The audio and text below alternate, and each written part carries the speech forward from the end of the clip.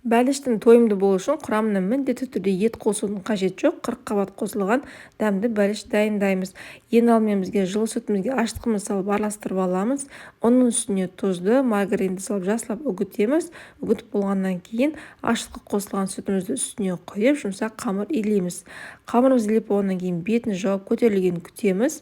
Осы кезде біз салмасын дайындаймыз. Салмасына қызып тұрған майдың үстіне ұсақтап тұрған пиязымызды салып қуырып аламыз. Кейіннен ұсақтап тұрған сәбізімізді саламыз. Томат пастасын салып, жақсылап барлығын тағы да араластырамыз. Кейіннен сонда 40 қабатымызды салып, дәміне қарай тұзды, қара бұрышты салып, жақсылап арасында бұқтырамыз. Дайын болған қамырымыз, көтерілген қамырымызды екі бөлікке бөлеміз. Біреуін кіші, біреуін үлкен деп бөліп, әрқайсысын бөлек жайып аламыз. Барлығын жайып болғаннан кейін бізге осылай міне салмамызды салып шығамыз дәл видеодағыдай, және дәл осылай видеодағыдай бәлішімізді түйіп шығамыз. Түйіп болғаннан кейін ортасын осылай кесеміз дәл видеодағыдай ауа шығу үшін. Кейін жұмыртқаның бетіне жағып, қалауынша күнжіт тепсеңіздер болады. Қызып тұрған пеште 220 градуста қызарғанша пісіріп аласыздар.